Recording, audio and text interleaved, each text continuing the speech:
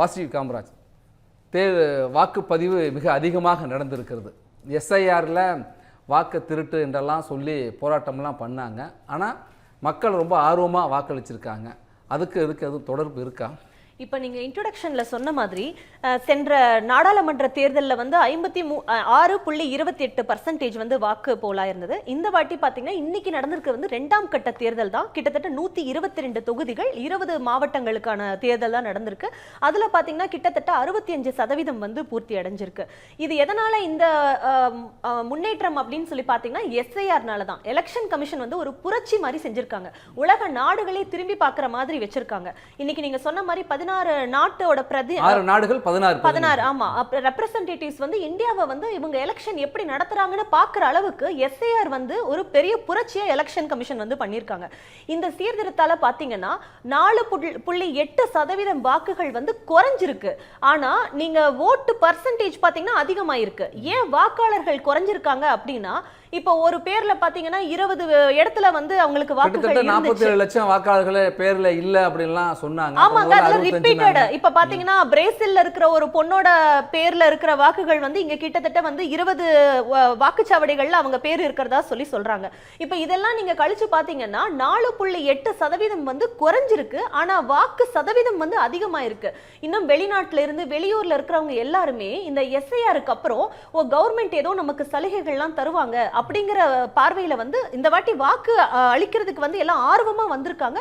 வாக்கு சதவீதம் வந்து அதிகமா தான் ஆயிருக்கு இந்த எஸ்ஐஆர் வந்ததுக்கு அப்புறம். இப்ப நீங்க கேட்ட மாதிரி என்டிஏ கூட்டணி தான் கண்டிப்பா வெற்றி கூட்டணியா அமைய போகுது. கருத்து கணிப்புகள் வச்சு மட்டும் சொல்லல. ஏன்னா அவங்க மேனிஃபெஸ்டோல வந்து மக்களுக்கு சொன்ன வாக்குறுதிகள்லாம் வச்சு பார்க்கும்போது என்டிஏ கூட்டணிக்கு தான் பிரகாசமான வாய்ப்பு இருக்கிறதா பாக்குறேன். இன்னும் தேர்தலுக்கு பிந்தைய கருத்து கணிப்பு முடிவுகள் வர இருக்கிறது. இந்த 2 நாள்ல எலெக்ஷன் ரிசல்ட்டே வந்துரும். அப்ப நீங்களே பார்த்து தெரிஞ்சுக்குவீங்க என்டிஏ கூட்டணி தான் கண்டிப்பா வெற்றி கூட்டணியா அமைய போகுது. 14ஆம் தேதி உங்கள் நம்பிக்கையை நீங்க வெளிப்படுத்துறீங்க. கள நிலவரம் என்ன என்பதெல்லாம் நம்ம தொடர்ந்து, ஏன்னா மக்கள் வந்து புரிஞ்சுக்கிறாங்க. இப்ப பாத்தீங்கன்னா இந்தி கூட்டணி பாத்தீங்கன்னா ஒரு 10 நாளைக்கு முன்னாடி வரைக்குமே கூட்டணிக்குள்ளேயே அவ்வளோ பெரிய சண்டை பிரச்சனைகள் அவங்க கூட்டணிக்குள்ளேயே இருந்துச்சு. கேட்டா ஃப்ரெண்ட்லி ஃபைட் அப்படின்னு சொல்றாங்க. ஆனா யார் முதல்வர் வேட்பாளருங்கிறதே ஒரு பெரிய குழப்பமான ஒரு சூழல் வந்து நிலவுச்சு.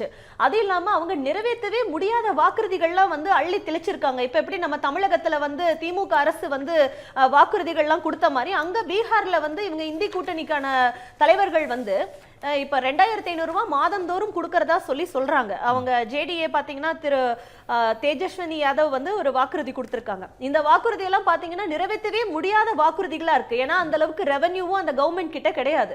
இப்ப வீட்டிற்கு ஒருத்தருக்கு கட்டாயமான வேலை உறுதி, வேலை வாய்ப்பு, அதே போல 200 யூனிட் மின்சாரம் இலவசம், பழைய ஓய்வூதிய திட்டம் அப்படிலாம் நிறைய கொடுத்திருக்காங்க. மகளிருக்கு 2500 எல்லாம், கேஸுக்கு 500 ரூபாய் மானியம் கொடுக்கறேன்னு சொல்றாங்க. இங்க தமிழக அரசு வந்து 100 ரூபாய் வந்து கம்மி பண்றேன்னு சொன்னதே 4.5 வருஷம் ஆகி நிறைவேற்ற முடியாம இருக்கு. அதுக்கே வந்து நம்ம தமிழக பினான்ஸ் மினிஸ்டர் பாத்தீங்கன்னா இங்க நிதி பற்றாக்குறையா இருக்குங்கிறாங்க. பீகார்ல பாத்தீங்கன்னா ரெவென்யூ அந்த அளவுக்கு கவர்மெண்ட்டுக்கு வரப்போறது இல்ல. ஆனா அவங்க எதை வச்சு இந்த மாதிரி வாக்குறுதிகளை வந்து அள்ளி தெளிச்சிட்டு இருக்காங்கன்னு தெரியல. இப்ப பிரசாந்த் கிஷோர் பாத்தீங்கன்னா அவருமே அவரோட கட்சியை சார்ந்து வாக்குறுதி இந்த பக்கமும் கொடுத்திருக்காங்க. இதெல்லாம் வந்து நிறைவேற்றக்கூடிய வாக்குறுதிகள். இப்ப வீட்டுல வந்து படிச்ச பசங்க இருப்பாங்க, அவங்களுக்கு வேலை வாய்ப்பா நம்மளால உருவாக்கி தர முடியும். அதை தான் கவர்மெண்ட் வந்து முன்னெடுக்கிறாங்க.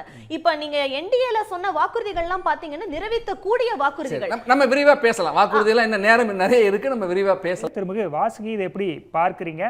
பல்வேறு கருத்து கணிப்பு முடிவுகள் வரும்போது எல்லாத்துலேயுமே பிஜேபி கூட்டணி ஆட்சி அமைக்கக்கூடிய இடத்துல தான் அந்த நம்பர்ஸை பார்க்கும்போது இருக்கிறது. இதை நீங்கள் எப்படி பார்க்குறீங்க? இப்போ மெஜாரிட்டி வந்து என்டிஏ கூட்டணிக்கு தான் எல்லாருமே வாக்களிச்சிருக்காங்க. இப்போ ஓவைசி கட்சி ஆகட்டும் இல்லை ஜன்சூரஜ் கட்சி ஆகட்டும், ஜன்சூரஜ் எல்லாம் பார்த்தீங்கன்னா upper class people like professionals அவங்க எல்லாம் வந்து வாக்களிக்கக்கூடிய சாத்தியக்கூறு அதிகமாக இருக்கு. ஓவைசி கட்சிக்கு பார்த்தீங்கன்னா சிறுபான்மையரோட ஓட்டெல்லாம் கிடைக்கும். அப்போ பிஜேபி எதிர்ப்பான ஓட்டெல்லாம் இவங்க பிரிக்கும் போது நாளைக்கு ஏதாவது இப்போ மெஜாரிட்டியா பிஜேபி வந்துருவாங்க. அப்படி இல்லாத பட்சத்தில் இவங்க அவங்களுக்கு வந்து சப்போர்ட் பண்றதா தான் நான் பார்ப்பேன். ஏன்னா ஆல்ரெடி வந்து ஓவைசி வந்து ஏற்கனவே மோடிஜி அவர்களோட நடவடிக்கைகள்லாம் நாட்டோட முன்னேற்றத்துக்கு இருக்கு அப்படிங்கிற மாதிரி ஏற்கனவே அறிக்கைகள்லாம் பலது சொல்லியிருக்காரு. அதனால இவங்க எல்லாம் வந்து அவங்களுக்கு சப்போர்ட் பண்ணக்கூடிய ஒரு ஓட்டா தான் நம்ம பார்க்குறோம். அடுத்தது வந்து இப்போ நாராயணன் சார் சொன்ன மாதிரி ஒவ்வொரு பிரச்சாரத்திலையும் ஒவ்வொரு தேர்தலையும் வந்து ராகுல் காந்தி அவர்கள் வந்து ஏதாவது ஒரு பிரச்சனையை வந்து கையில் எடுத்துக்கிறாங்க. இப்போ இதுக்கு முன்னாடி பார்த்தீங்கன்னா இவிஎம் மிஷினில் தான் பிரச்சனை, அதனால தான் வாக்கு எங்களுக்கு வரல அப்படிங்கிற மாதிரி சொல்லிட்டு இருந்தாங்க போன தேர்தலுக்கு. இந்த தேர்தலில் பார்த்தீங்கன்னா வாக்காளர்கள் வந்து சரியா இல்லை, எல்லாம் ரிப்பீட்டேஷனாக இருக்கு அப்படின்னு சொன்னதுனால தான் எலெக்ஷன் கமிஷன் வந்து எஸ்ஐஆர் நாங்கள் கொண்டு வந்தோம், ஸ்பெஷல் இன்டென்சிவ் ரிவிஷன் கொண்டு வரலாம்னு சொன்னாங்க. இது வந்து இப்போ எக்ஸாம்பிளுக்கு நான் வந்து எங்கேயும் போக வேண்டாங்க, என்னோட வீட்டு பக்கத்தில் இருக்க ஒரு நெய்பர், அவங்களுக்கு 2 இடத்துல வாக்கு இருக்கு, ஒன்னு மயிலாப்பூர்ல இருக்கு, இன்னொன்னு நங்கநல்லூர்ல இருக்கு.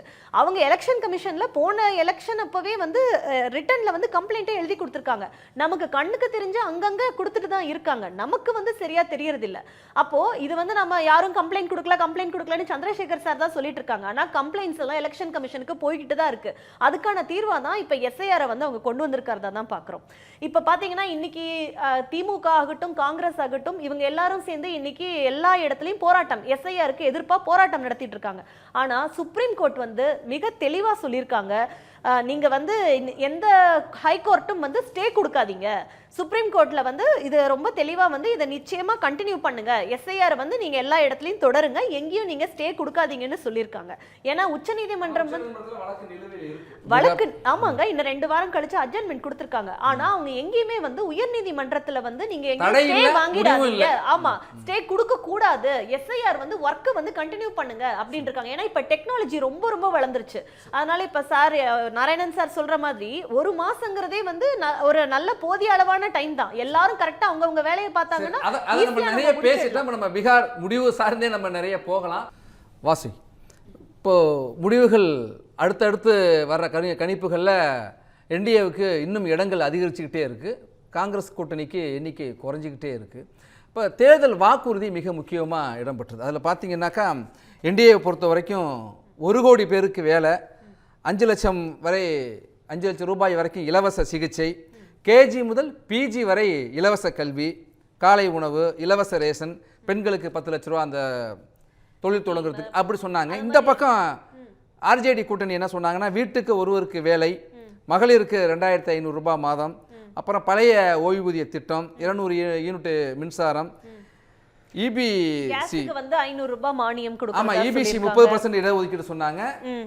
பிரசாந்த் கிஷோர் என்ன சொன்னார் அப்படின்னாக்கா 20 ஆண்டுகளா சரியா எந்த ஆட்சி சரியா செய்யல, 20 மாதங்கள்ல நாங்க வந்து பெரிய மாற்றத்தை கொண்டு வருவோம், வீட்டுக்கு ஒருவருக்கு கட்டாயமா வேலை, அதே போல நியூயார்க் போல பீகாரை மாற்றுவோம் அப்படிலாம் சொன்னார். இப்போ இந்த 3 வாக்குறுதிகளில் எந்த வாக்குறுதியை மக்கள் ஏற்றிருக்காங்கிறதா இந்த தேர்தலுக்கு பிந்தைய கருத்து கணிப்பு வெளிப்படுத்துதா? இப்போ நீங்களே சொல்றீங்க இந்த கருத்து கணிப்பே நமக்கு வந்து ஒரு சாட்சியாக அமைஞ்சிருக்கு. வாக்குகள் வந்து எந்த பிஜேபி கூட்டணிக்கு, அதாவது என்டிஏ கூட்டணிக்கு தான் அதிக வாக்குகள் அப்படிங்கிற மாதிரி எல்லா ஒரு கருத்து கணிப்பு மட்டும் இல்லை, டைம்ஸ் நவுல ஆரம்பிச்சு சாணக்கியாலேருந்து எல்லா கருத்து கணிப்புமே என்டிஏ கூட்டணிக்கு சாதகமாக தான் இருக்கு. ஏன்னா என்டிஏ கூட்டணிய வாக்குறுதிகள்லாம் பார்த்தீங்கன்னா நிறைவேற்றக்கூடிய வாக்குறுதிகளா இருக்கு.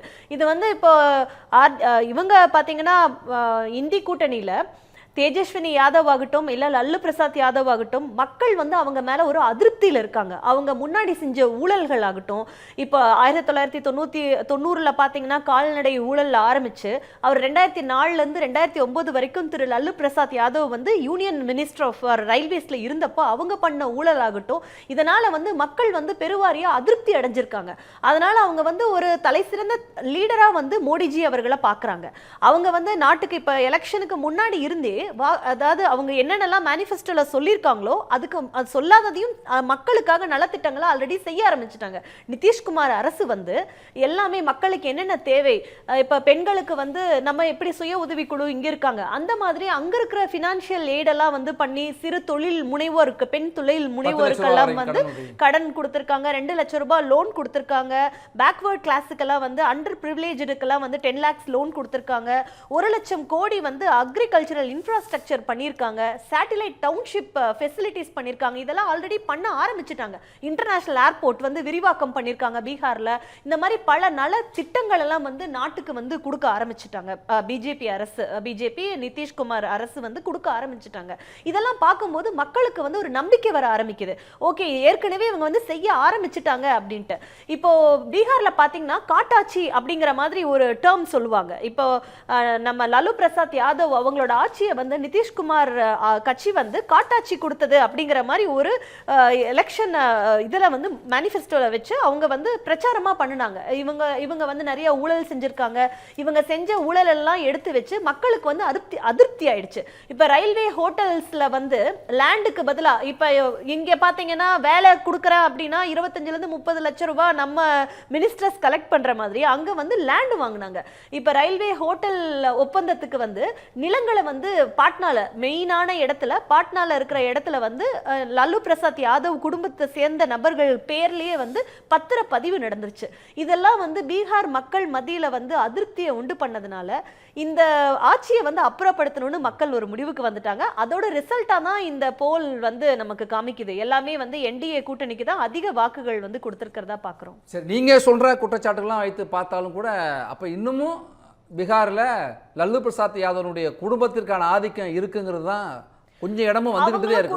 ஒரு முற்றிலுமான தோல்வி தவிர்க்கல அப்படிங்கறதையும் பார்க்க அதாங்க பிஜேபி அரசு ஒவ்வொரு மாநிலமா எங்கெல்லாம் குடும்ப ஆட்சி நடத்திட்டு இருக்காங்களோ அவங்க எல்லாம் அப்புறப்படுத்திட்டு இருக்காங்க. அதே போல வரும் 2026ல தமிழகத்திலயும் இந்த நிலை வந்து மாறுறதுக்கான வாய்ப்புகள் அதிகமா இருக்கு. நிறைவு பகுதி அதான் நோக்கி தான் போகிறோம். வாசிக்கு நிறைவு கருத்து. இப்ப சார் சொன்னார் இல்லைங்க, எல்லாருமே நாங்க எல்லாம் கரெக்டா கூட்டணியில வந்து இருக்கிறோம்னு சொல்லிட்டு இந்த கூட்டணியெல்லாம் வந்து ஜனவரியில தான் உறுதியே படுத்த முடியும். ஏன்னா இவங்க தலைவரே பாத்தீங்கன்னா போன மாசம் ஒரு பிரச்சனை என்ன வந்து இந்த அணை திறப்பு இதுக்கு எனக்கு சொல்லலைன்னு சொல்லி ஒரு பிரச்சனை இது பண்ணாரு. அதனால எப்ப வேணாலும் காட்சிகளும் மாறும், கூட்டணியும் மாறும். அதனால எதுவுமே நம்ம இப்ப சொல்ல முடியாது. இன்னும் 60 நாட்கள் இருக்கிறது. ஜனவரிக்கு அப்புறம் தான் வந்து யாரு வந்து ஒன்னா ஒரே கூட்டணியில இருக்காங்க, யாரு பிரிஞ்சு வேற கூட்டணி புதுசா ஃபார்ம் ஆக போகுது, எல்லாமே ஜனவரிக்கு மேலதான் தெரியும். சட்டம் ஒழுங்கு வந்து தமிழகத்துல ரொம்ப மிக மோசமாக இருக்கிறது. இன்னைக்கு கூட பாத்தீங்கன்னா எஸ்ஐஆர் வச்சு ஒரு போலியான நாடகம் தான் தமிழக மக்களை இன்னமும் திமுக அரசு வந்து ஏமாத்திக்கிட்டு தான் இருக்காங்க. அவங்க கூட்டணியில இருக்க தலைவர் தான் வந்து இதுல தப்பு இருக்குன்னு சொல்லுவாராம்.